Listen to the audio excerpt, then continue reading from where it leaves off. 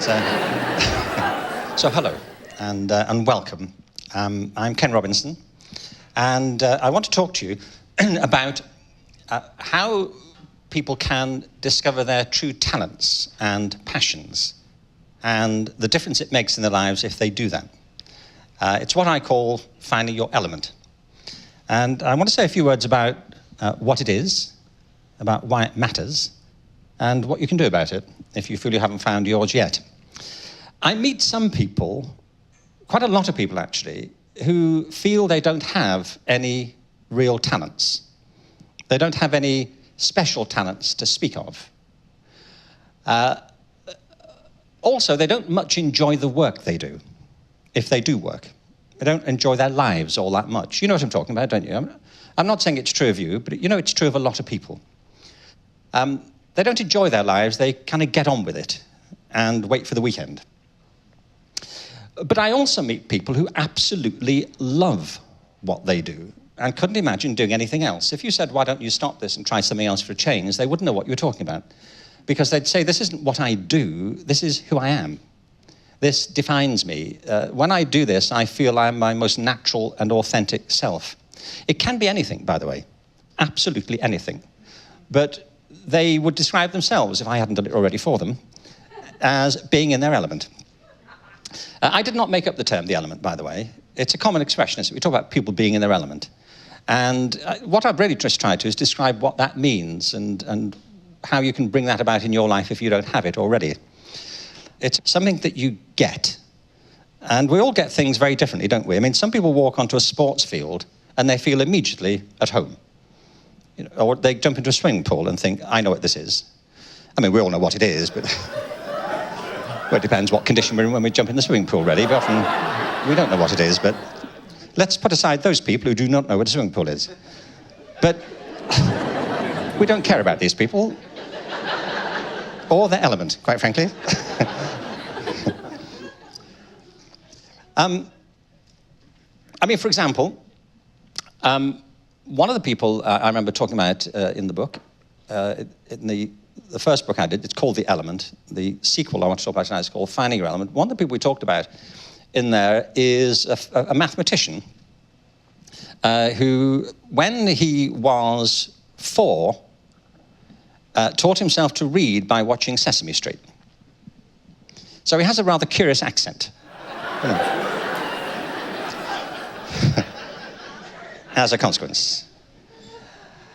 When he was 8, he took a college entrance math exam and got 98%. When he was 20, he took his PhD in pure math and got it. And when he was 30, he was awarded the Field Medal for mathematics, which is the equivalent of the Nobel Prize. It's reasonable to say, isn't it, that he gets math. He's got the hang of it. In a way, I never did. I've given up. I'm putting my energies somewhere else. I was on a plane recently. I started talking to this woman who was sitting next to me. By the way, I don't normally do that. I don't mean I don't talk to women. I do. But I don't normally speak to people on aeroplanes. If you fly, you know why, don't you? If you're on a long flight, you don't want it, do you? I'm a social person. I just don't want it. Particularly on a long flight, like 5 hours. The worst thing that can happen is people strike up a conversation with you, before they've closed the door of the plane. And, I mean, I'm happy to talk to people as we're landing. I'm perfectly happy regretting the 5-hour conversation we didn't have rather than one we actually had that I didn't want. Anyway, I was chatting to this woman next to me and asked her what she did, and she said she's an accountant. And I said, how long have you been an accountant? She said, all my life.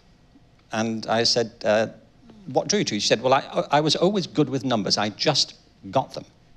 I just got them. You know what I'm talking about. Some people pick up a trumpet and just get it. I don't mean they're perfect with it, but they know what they're doing. Some people pick up a word processor and words start coming out of them. Some people, are naturally gifted in sport. My point is we all have natural talents. They're all different, but many people never discover them. And the reason is that natural talent is like natural resources in the earth. It's often buried beneath the surface. There have to be conditions which bring it up And you then have to refine and cultivate these resources that you have. And the people we think of as highly talented are among those who've found their particular talents. And the people who often think they're not specially talented, it's often, I think, because they simply don't know what lies inside them. They haven't had the opportunity to find that yet. So being in your element is partly that. It's finding your natural talents.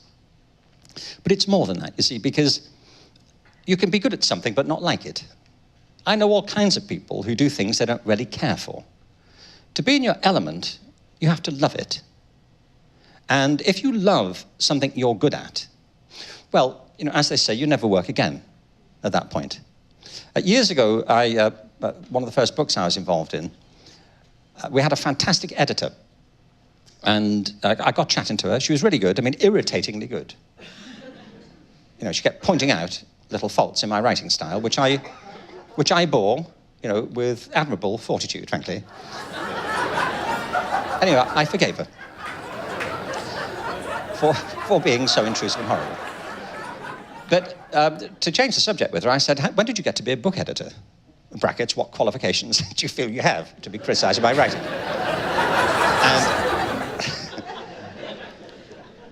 And she said about 5 years. I said, how did that happen? She said, well, I said, what were you doing before this? She said, I was a concert pianist. I said, really? And so why aren't you doing that now? She said, well, because I'd been playing for years, and one night I was doing a concert in London, giving a concert on the South Bank in London. And at the end of it, the conductor and I went out for dinner. And over dinner, he turned to me and he said, you know, you were terrific this evening. She said, oh, well, thank you very much. He said, forgive me saying this. He said, but you didn't really enjoy it, did you?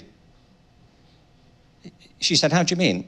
He said, well, you didn't really seem to enjoy the performance. She said, well, no, I suppose not really.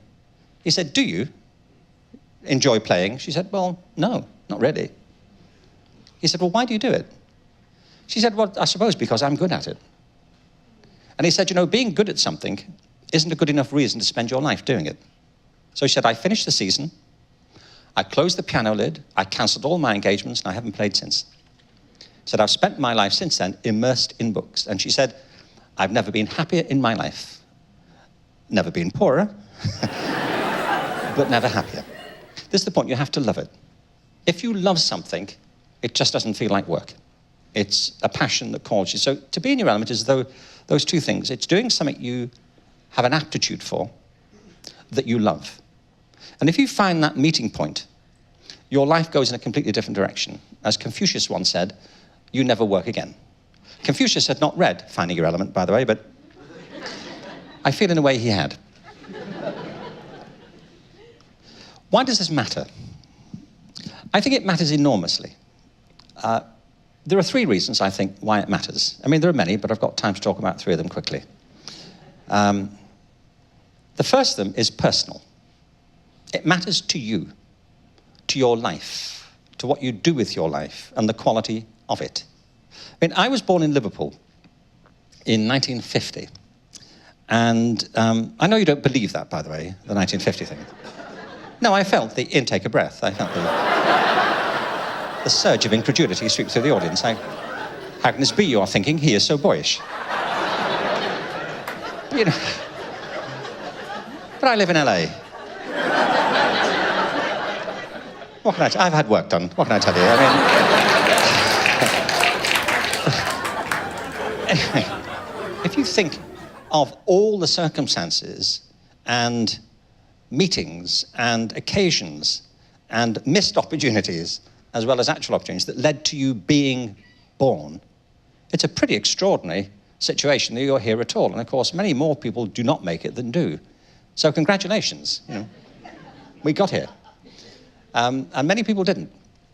And for a lot of people, life is not as long and fruitful as many other people. Somebody once said, I thought it was a wonderful comment, they said, you should never resent getting old. It's a privilege denied to many.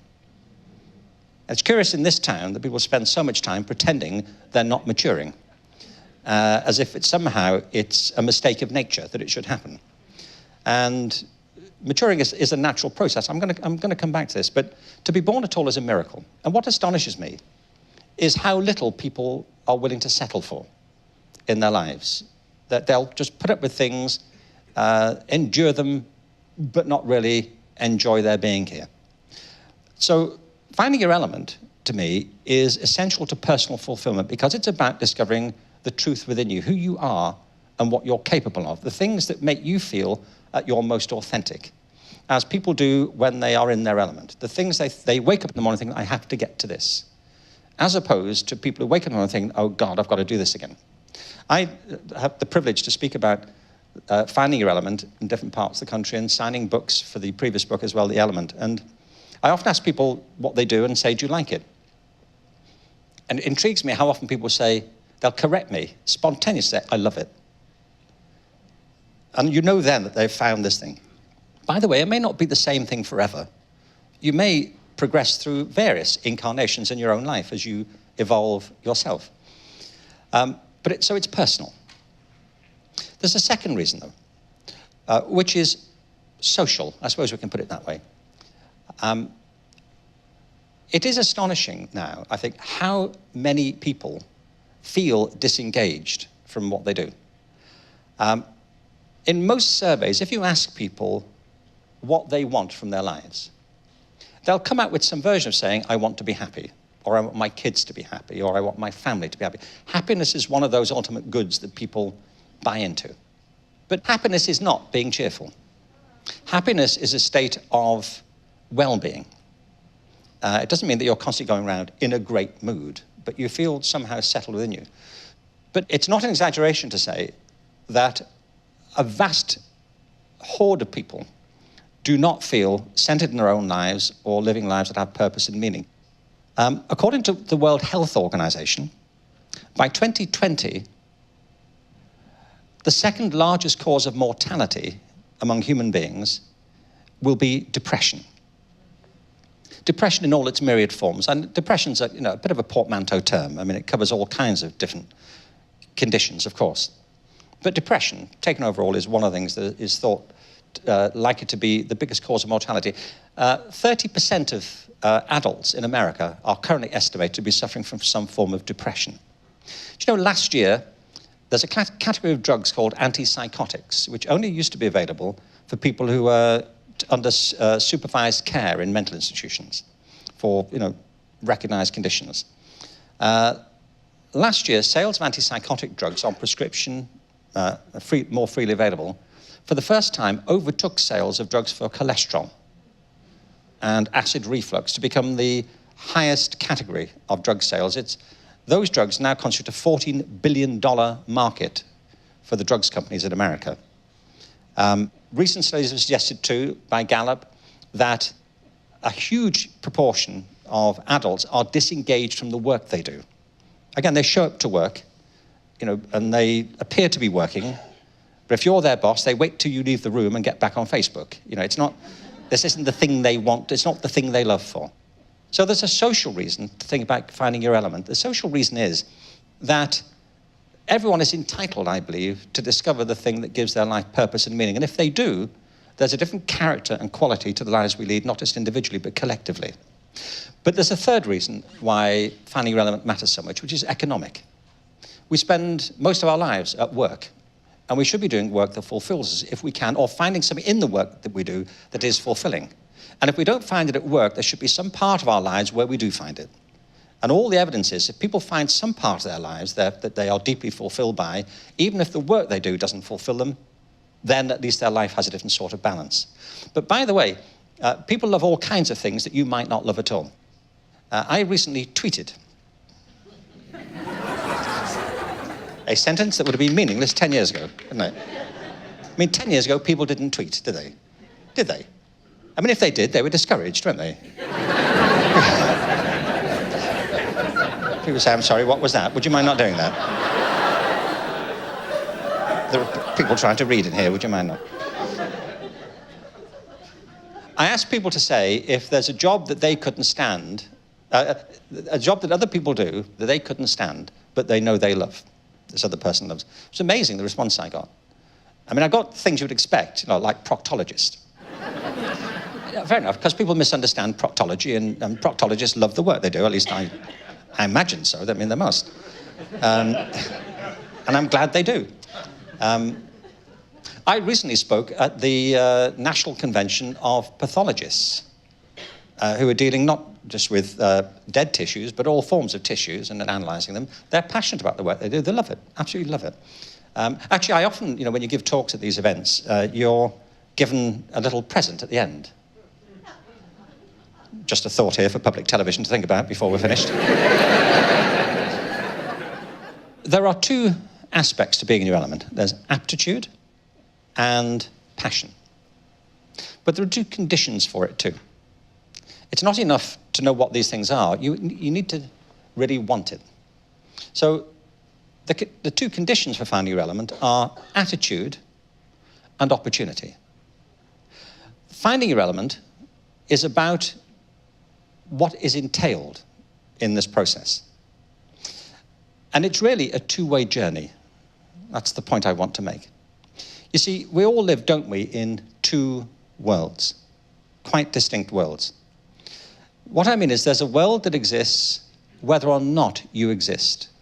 A world that came into being before you did and will be there when you've gone. A world that pre-existed you and will exist afterwards. A world of other people, of objects, events, of phenomena. But there's a world that exists only because you exist. A world that came into being when you did and will end or change when you end, or change according to your beliefs in these areas. A world of your consciousness, the world that is you. That place that only you know properly, if you do know it properly, but other people cannot really know properly. It's the world in which it was once said there's only one set of footprints.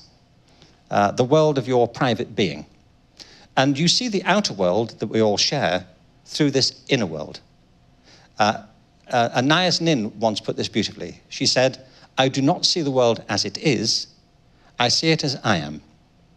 And we frame it within our own conceptions and attitudes and belief systems. It's why we all, therefore, do live in often very different worlds. We see the same worlds very differently. To find your element is an inner journey, to begin with. In my experience, the reason people don't understand their own talents is because they don't know themselves very well. We live in the world of terrible distractions and noise, and we need, if we're to find our element, we need to get to know ourselves better. But it's also an outer journey into the world around us. If you live a closed life with repetitive experiences, it's unlikely you'll have those new experiences that may trigger a new discovery in yourself. You need to be bold to try new things that you've not tried before and to put yourself to different sorts of tests. I think of this not as a journey in the conventional sense, but as a quest. You see, a quest is a medieval conception, isn't it? Which has ties into knighthood, which I thought it was rather appropriate to mention at this point. Quite frankly. But a quest is a journey you undertake whose outcome is not certain. You set off in high spirits and optimistically, but it's not like saying, I'm going to go from here to San Francisco. I know San Francisco is there, and I know how to get to it. A quest is a journey of discovery. And you may find yourself discovering things along the way you hadn't anticipated. You may find yourself in unexpected places. It's like setting off on the high seas. You may set off with a clear destination in mind, but you may be blown off course. Some people actually sink. But you may end up on some foreign shore you hadn't anticipated, which turns out to be a better option than one you had in mind. That's all part of being alive. There are principles, though, that apply to this journey. The first of them is this, that every life is unique. Now, it's easy to say this, and it's often forgotten. Can I ask you something? How many people do you think have ever lived? How many human beings? Let me be clear about this. I'm talking about modern human beings. I'm not talking about prehistoric creatures who went around on their knuckles grunting. I'm talking about attractive people like us, with striking profiles and a sense of irony. We're thought to have evolved maybe 100,000 years ago. I mean, modern human beings, behaviorally, we evolved it's thought about 100,000 years ago. The arguments continue, but that kind of range. So how many of us do you think there have been? I mean, people like us who've woken up in the morning, concerned about what the day may bring, raising families if they did, wondering what their lives as a whole may add up to, but with our sorts of thought process, access to language and so on. How many do you think have preceded us and are here now? What number comes to your mind? Out loud. You have to be out loud because I'm... What? 10 billion?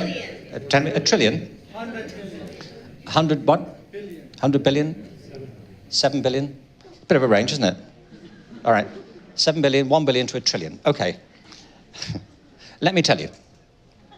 Nobody knows. All right?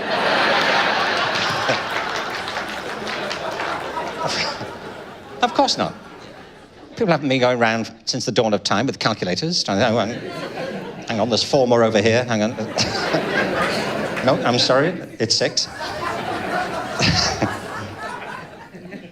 But there have been informed attempts to get to the bottom of this. If you Google the question, which is what I did, you'll find yourself on places like the Centre for Population Studies and things like that, the UN, and people have been making attempts to figure it out, taking account of demographic shifts and patterns of birth and migration, all of that. It's a complicated equation. What it comes to, somebody at the back was very close to it. They said the figure people gather around now is to say that probably the total number of people who've ever lived is somewhere between 80 and 110 billion.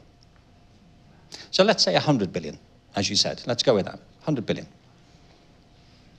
The thing is that every single one of those lives is different and unique, as yours is. Nobody has ever lived your life, and nobody else ever will. You're a unique moment in the whole of human history. Now, you may be like other people, of course. I mean, I, for example, I think about things that I thought were special, unique to me, but I'm an awful lot like my father. Now, my father was born in 1914, and we looked like each other. And, it's one of the things that happens to you as you get older. You start having thoughts that your father shared with you when you were young that you condemned him for. And, you turn into it like people turn into their mothers. But I'm a lot like my dad. So some of what's unique about it is inherited. But I'm not a clone of my dad. I'm also a lot like my mum, in lots of respects. And I have 5 brothers and a sister, and we all share some of these attributes, but we're all different. Can I ask you, how many of you have got children of your own? All right, how about 2 or more? All right, well, look, let me make you a bet. And I'm confident I will win this bet. If you've got 2 children or more, I bet you they are completely different from each other. Aren't they? You would never confuse them, would you? Like, which one are you? Remind me. Your mother and I are introducing this colour code system so we can distinguish you from now on. Even identical twins are different. And we're different because our biology is subtly different. We carry within us the traces of all of our forebears, but in particular unique combinations. We're also different because of our cultural circumstances, the lives that we've led, which have led us down certain paths. I can't live the life my dad lived because he was born in a different age with different opportunities as I was from him. And that's the second principle, that life is creative. You create your own life. We are distinguished from most other species on Earth in this respect. You see, in most respects, we're like the rest of life on Earth, aren't we? But in one respect, we're very different. We have powerful imaginations. By imagination, I mean the ability to bring into mind things that aren't present to our senses. With imagination, you can visit the past. You have a past.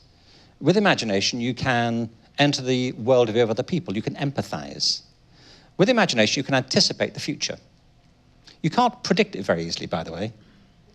I mean, you can predict certain things. You can predict events in the physical world. That's what the natural science are about. But the human world, it's very difficult to predict what's going to happen. It's what J.K. Galbraith had in mind once when The Economist. He said that the primary purpose of economic forecasting is to make astrology look respectable. I think that's right. I was looking recently, the iPhone has been out for a few years now. I don't know if you know, but if you buy an iPhone, when they designed it, they built in this capacity to receive apps, and there are now hundreds of thousands of them. I don't know if you know, but the iPhone has an app that you can buy.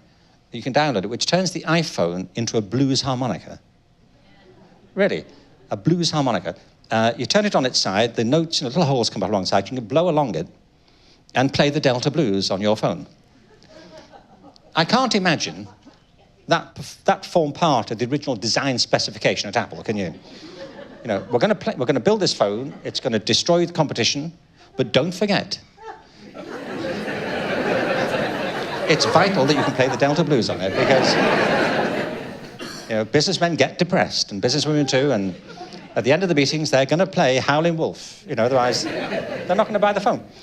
What happens is a genuinely powerful idea attracts other powerful ideas to itself. It's why human life is very hard to predict, because we bounce off each other in all kinds of very interesting ways. You create your life, and you can recreate it. I think of the things that have happened in my life. Until I was 4, everyone in my family was convinced I was going to be a soccer player in the local soccer team. Because I was good, apparently, as a kid at that age. And then, do you remember there were these big polio epidemics that swept across Europe and America in the 50s, and I got it. I was the only one in the family to get it, despite my best attempts to cross-infect the entire community, but because I wasn't very happy about it. No, I mean, I was the only one to get it in the family. And so I was paralyzed overnight, from being this kind of fit, able-bodied kid. I was in hospital for nearly a year, and then I came out and I was in a wheelchair. So that was really put an end to my soccer aspirations, or at least my parents' aspirations for me. I mean, it wouldn't stop me getting in the local team now, by the way, given how they're performing. I think they'd be rather pleased if I made myself available to them. But the idea, when I was a kid in Liverpool with this large family in the 50s, that I would be living in Los Angeles talking to you, is an outrageously improbable idea. And I say it not as some kind of compliment to myself, but to say your life is completely improbable too. I mean, how many of you really anticipated the life that you are leading now and that you've led so far when you were kids? I mean, you may be working in a field that you wanted to get into, but this job, these people, this place, the life you've actually had, the partners you've had, the kids if you've got them, you can't. That's the point. You create your life as you move through it. And you create it according to the opportunities you see around you and the talents you find within you, and whether you're open to both. And you can recreate it. So life is unique. Every life here is unique. It's creative. And thirdly, it's organic. What I mean by that is life is not linear. It's organic. You compose it as you go. It's a constant process of improvisation, isn't it? You see, you kid yourself sometimes. There are times in your life when you have to write your resume out. And you put it all down on a side of paper. You put key dates in. You put certain headings in bold, some in italic. And you make the whole thing look like it was a plan, don't you? Because the last thing you want to do is to give the impression to a prospective employer of the actual chaos you've been living through. You want to convey to them that this was a strategic plan that you've been executing faithfully since you were 15. Of course, it's nonsense. It's nonsense. You actually make the whole thing up. So life is organic, and it's not linear. They're the 3 key principles. Now, I say finding relevant is a two-way journey. It's an inward journey, it's an outer journey. The inward journey is to get to know yourself better. What you're trying to find out more about in your life, if you're finding your element, are firstly what your aptitudes are, the things that you're good at. One of the problems you confront is that we live in cultures with a very narrow conception of aptitude. And it's an idea that's been promulgated systematically through many of our education systems. We have a very narrow view of ability in schools. We tend to confuse all forms of intellectual ability with IQ or academic ability. And actually, human talent is tremendously diverse and multifarious. My brother Derek, for example, was always dismantling engines, putting them back together again. He had a natural aptitude for mechanics. When he was 10, people brought their motorbikes from across the neighborhood for him to fix them. He was fixing these things for the teachers at his school, who were failing him at the end of each term for not being very interested in academic work. You know what I'm talking about. Some things people are good at are disparaged, discouraged, or marginalized. And the consequence of that is that people often conclude they're not very good at anything because they haven't found something that they might be good at. So one of the principles of finding your element is to have a much bigger conception of aptitude. But the second part of finding your element is knowing more about your passions. Let me just say a quick word about this. By passion, I mean things that you love to do. You see, in English, we only have a couple of words for love, and they're not terribly helpful. We use the same word for, for your feelings towards donuts and your fiancé, so it's not very helpful. We need something more nuanced, I feel, around this. The Greeks have a word for it, which is philos, which is that sense of loving activities. It's the word that gets tacked on or at the end of words like being a bibliophile or a francophile, a love for certain ways of doing things, certain things. That's what I mean.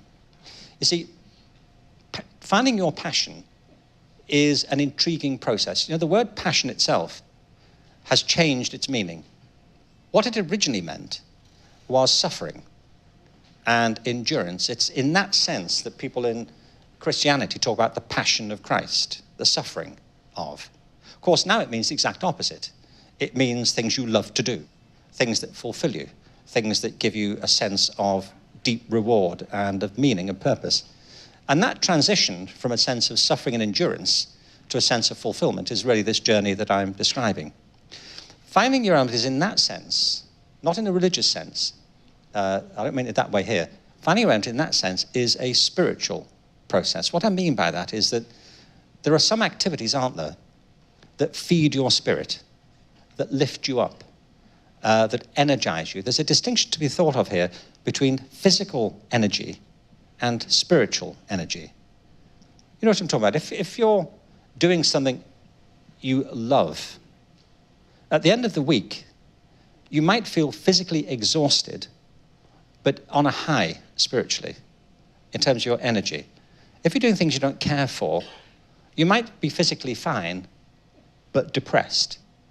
If you do something you love to do, an hour feels like 5 minutes, doesn't it? If you do things you don't care for, 5 minutes feels like an hour. If you do something that resonates with your spirit, your whole sense of time shifts. It's like you're surfing on an energy that's lifting you up. So the inner journey is also about finding that, the things that resonate with your spirit. And very often it's things we take for granted that we haven't thought about for a long time. We think back to our childhood and think, I used to love doing that. Why did I stop doing that? Sometimes maybe you were steered away from it, and maybe you weren't. So the inner journey is about those two things, about finding your aptitude and passion. But then there's the outer journey. I just want to say a couple of words about this before we wrap up.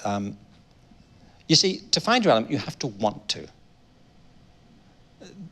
When I say that we live in these two worlds, it's true. We create our own view of the world. It's what Anais Nin meant when she said, I don't see the world as it is, I see it as I am. You know that. There have been lots of attempts throughout the whole of human culture, cultural history, to come up with classifications of human beings.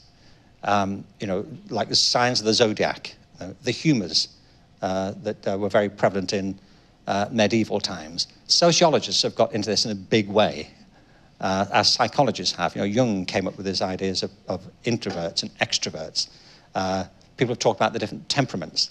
I remember once reading a sociologist who said there were, I think, 14 types of people in the world. I think a 15th was recently found just outside Cleveland.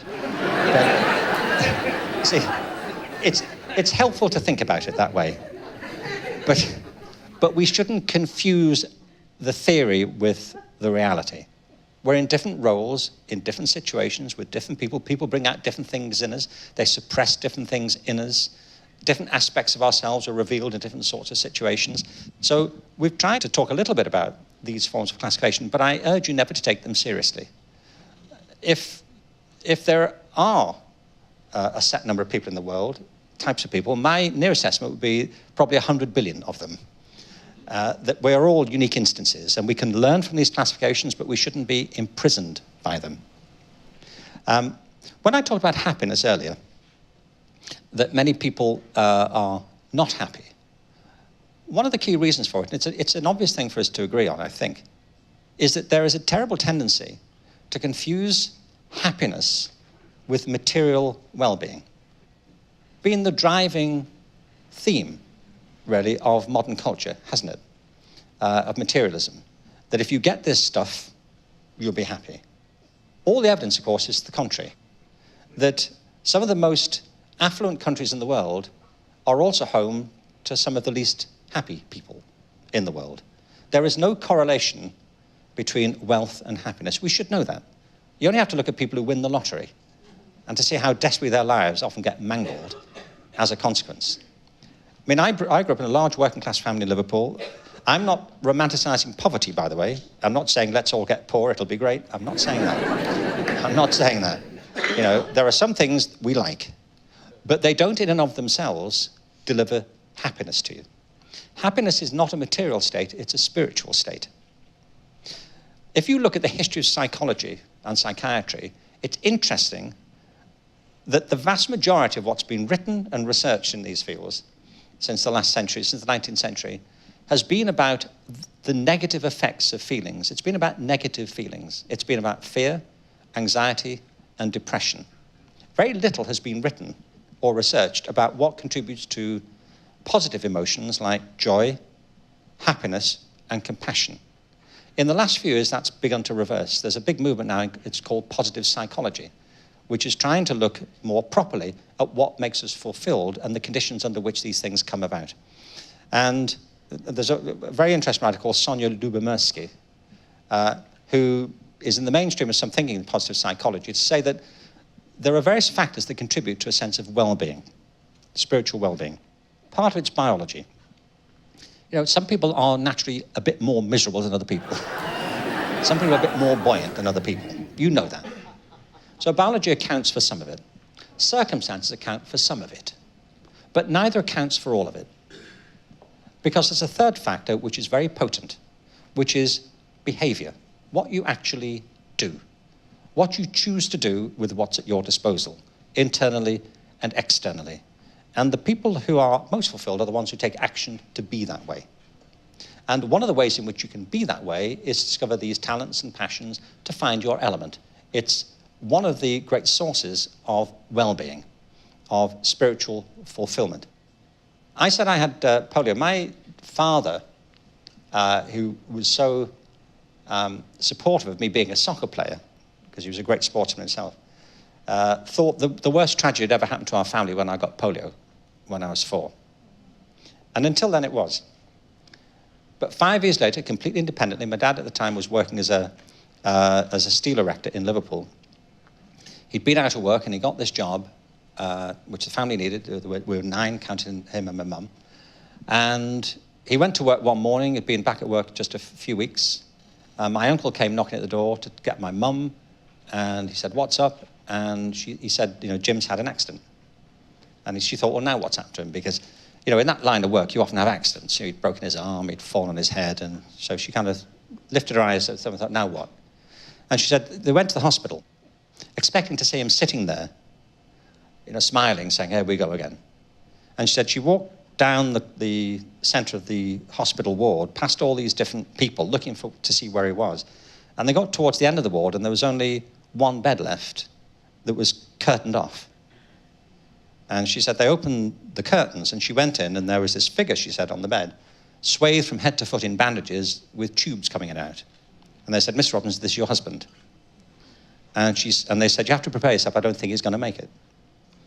What had happened was they'd been hauling up a big beam of wood to put in this boiler, and the rope had snapped. This thing had fell. It was a beam of teak wood, and it fell on his neck from about 30 feet and broke his neck. And they said, I mean, that his neck broke the thickness of a cigarette paper above the point where your neck breaks if you're hanged judicially. So they literally said he was hanging by a thread here. And they said he probably won't make it. The thing was, he never lost consciousness. And he did make it through the night. And he made it through the next day. And then he made it through the next week. And eventually was transferred to a different hospital. But he was a quadriplegic for the rest of his life. For 18 years. Quadriplegics often don't live that long, you know. It's about 9 years, I'm told. He lived for 18. And the reason was sheer willpower. he remained the head of the family. My mother and he were very, very close, and they laughed endlessly. They had just a fantastic relationship. My house was just filled with laughter all the time I was growing up. And he was the center of that, and together they just created this wonderful ambiance in the family. What it proved to me is that the power of attitude is all-powerful, and that if you can get yourself into that frame of mind, despite the pain. He wasn't some kind of Pollyanna life, by the way. I mean, he was a very funny, vigorous, critical guy, you know, that we just respected, and we always wanted to see what he had to say about something. But he was vibrantly alive all the time. And this power within him inspired everybody else who met him. And it also illustrated one of the things that the positive psychology movement talks a lot about, which is that people kind of have a default for happiness. The indications are that, you know, if somebody wins the lottery, they're kind of exhilarated for a while, but then they go back to being miserable the way they were before. But if they're naturally happy, terrible things will happen to them, and they'll probably get back to that point again. And it was the case that though we had to make terrible adjustments and all kinds of things had to be figured out, you know, several years after the accident, my dad was kind of back to himself. He couldn't do what he could do before. He was dependent on everybody, but he was back to being him. And he fought through with this sort of power of will. And it's just always been to me an object lesson that you can create your life to be one sort of life or a different sort of life. You can, as we know, manifest things in your life if you work hard enough on them. It's Joseph Campbell's point, isn't it, in The Hero's Journey, that if you apply yourself to certain opportunities, if you look inside yourself properly, opportunities will appear that were simply not available to you before. Doors open that you didn't even realize were there. So it's about attitude and it's about opportunity. I just want to end here with just two quick stories. One of them is that you have to create opportunities in your life to have the life that you want. One of the people I feature in Finding Your Element is a wonderful girl called Ellen MacArthur. Ellen MacArthur was born in England in a small mining town in a place called Derbyshire, which is about as far from the ocean in England as you can get. England doesn't really compare with America in size, as you know. I mean, when I came here, my son James, who's here tonight, we were going up to Portland, Oregon, and we thought, well, we'll drive. And we said to somebody, how far is it? And we were struck by the fact the answer was given to us in hours, not miles. And they said, it's about 16 hours. And I thought, well, how far is that? Because in England, or Britain, you can't drive for 16 hours in a straight line. You have to keep doing laps of the country, you know, to kind of clock up the appropriate mileage. Anyway, she was born as far as you could get from the ocean. And in a mining town, no money. And when she was 4, she said her Auntie Thea bought an old boat. And her grandmother, Ellen's grandmother, took Ellen and her brother down to the harbour in the south of England to see this old boat she'd got. Never had any thoughts about boats, never seen the sea properly that close up. They got in this boat, they was noodling around. She said she went down into the cabin. She said she loved it because it was like a doll's house, like a little house. But she said she'll never forget what happened when her grandmother, when her Auntie Thea raised the sail on this boat. She said the wind billowed into this sail, and she said it just sent like an electric shock through me. It was the greatest sense of freedom I'd ever had, to feel this thing pulling at the boat. And she said I just fell in love with the ocean and boating at that point. So she went back up to Derbyshire. Said there was nobody else who shared her interest in boats. They didn't have any money for boats. It was a mining town. So she started saving her pocket money to buy herself a boat. And it took her years and years and years, but she got this fund to buy herself a boat. She went to college and was going to become a vet, but didn't do well enough there. And so she started some other studies. Then she said she got glandular fever, said which was the best thing that ever happened to her. Because she was lying in bed with glandular fever one day, and the television was on, and there was a film of the Whitbread round the world yacht race. He said, it took my breath away that you could do that. That maybe you didn't need to buy a boat, you get somebody to sponsor you to get a boat. Anyway, at the age of 22, Ellen became the first person or the fastest person to sail solo around the whole world. She went on to be one of the most accomplished sailors in modern history. She now has her own foundation and is funding education projects all around the world, and also other philanthropic work in development. Now, I mention it because Ellen's determination to fulfill this passion that she felt meant she had to create the opportunity that she could then take. And the whole point of saying your life is unique, creative and organic is that we can all do that. You don't have to sail around the world solo, fast nobody else, to be in your element. It can be working with children in your school. It can be working with animals. It can be being a carer. It can be anything you can think of that makes you feel alive. Because in the end, it's not about winning some global prize, it's winning the prize of your life back and having that life. One of the people, though, that I did just want to mention, that I've become very friendly, I've been doing a lot of work in Oklahoma the past few years. Oklahoma wants to become the state of creativity. Now, stop that. Stop it. Stop it. No, no. See, when I say that outside of America, people go, really? Inside America, people go, really? I say, yes. Really, Oklahoma's full of wonderful people, 3.5 million people. It's an amazing place. Anywhere where there's that many, anywhere where there's people, there's this deep resource of natural talent. So believing in that's really important. It's very interesting, you know, if you look at, as it were, famous failures. You know, like Steve Jobs was sacked from Apple. Oprah Winfrey, we're told, was demoted as a news anchor because they said she wasn't fit for television. Michael Jordan was dropped from the school basketball team. Walt Disney was sacked from his newspaper job because they said he lacked imagination. Really? Really?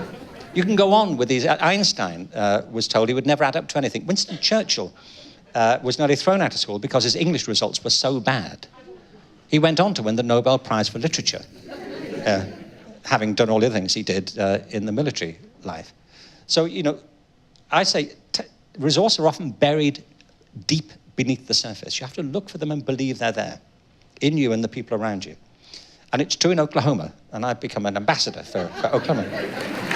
It's true. No, it's true. You know that. It's like, you know, people who've never been to LA, you know, think it's all the movie business and nothing else, and plastic surgeons. You know, and we know that's not true. There are dentists here too.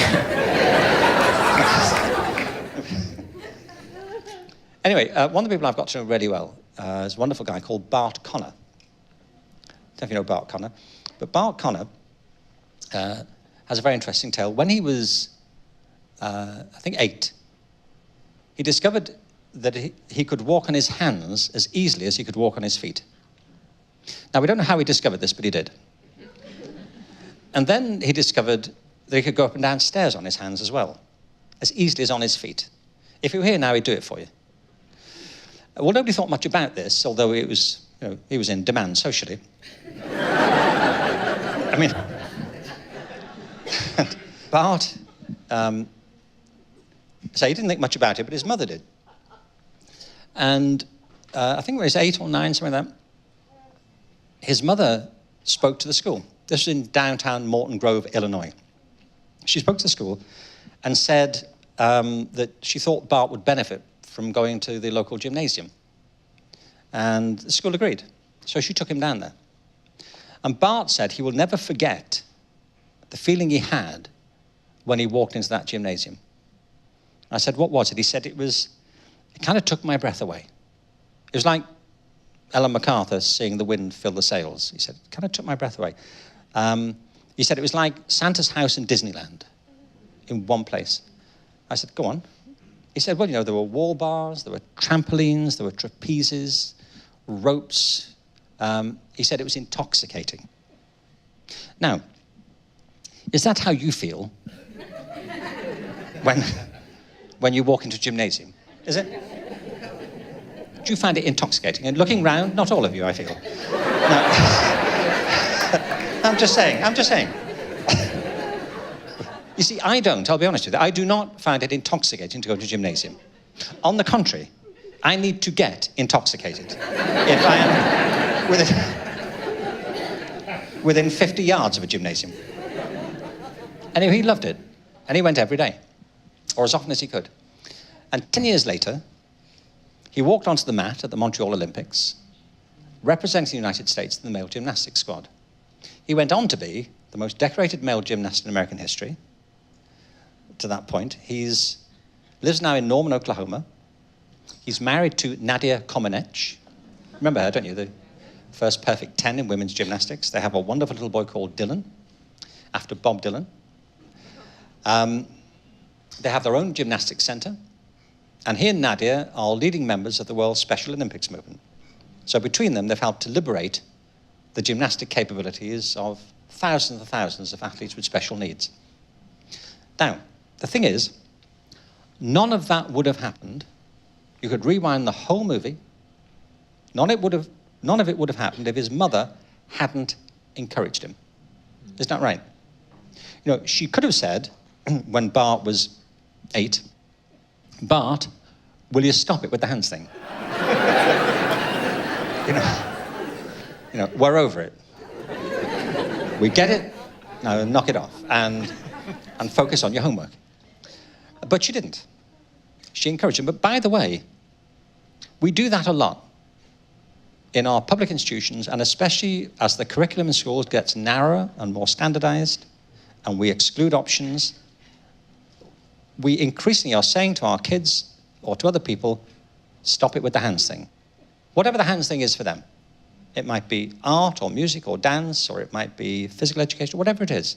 The narrowing of the curriculum, which is excluding many of these programs, particularly arts programs, I think, and humanities programs, is a catastrophe, because it's denying people access to some of their deepest talents, all kids. And so we institutionally say, stop it with the hands thing. But the thing is, even though she encouraged him, she couldn't have known, could she, when she took him to the gymnasium, the life that was opening up before him. She couldn't have seen through that door to the road that lay ahead. And the reason she couldn't is because you can't. You can't plan the whole journey, because it's not like that. Life is not linear. It's organic. All you can do is take the first step, and then the next step after that, and respond to what's in front of you. And of course, if you're in your element, as he was there, you meet new people come into your life, you affect other people's lives, and your life goes in a different direction. You know, I'm quite sure his mother did not have a linear plan. I'm sure she didn't think, when Bart was 8, like, here's Bart, he can do this hands thing. I gather there's this girl in Romania.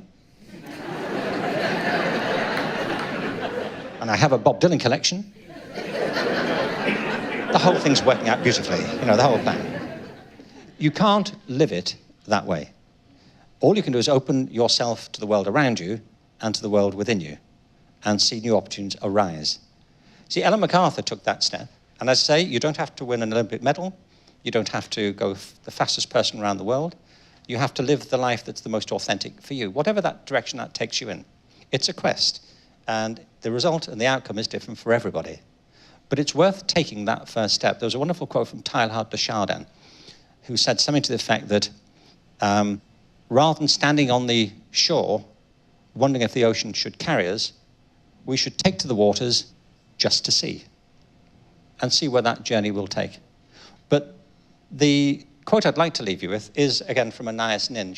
It's not quite certain if she wrote it, but it's often attributed to her. She wrote a short poem called Risk, which speaks to me about this organic character of human life and the willingness that we should have to be open to ourselves and to the world around us to find our element. She talked about her own creative journey, and she said, there came a point when the risk of remaining tight in a bud was greater than the risk it took to blossom. I think that's right. I think if we live lives that are constrained against what we feel are our natural talents, the effort we put in to not being ourselves is greater than the effort it would take to become ourselves. And although we can't predict the outcome of that, the organic nature of human life, its inherent creativity, the diversity which characterizes it means, I think, that if we make this determined effort to find our element, we'll all be opened up to a new harvest of possibility, which will enrich not just our own lives, but the lives of all those around us. Thank you very much.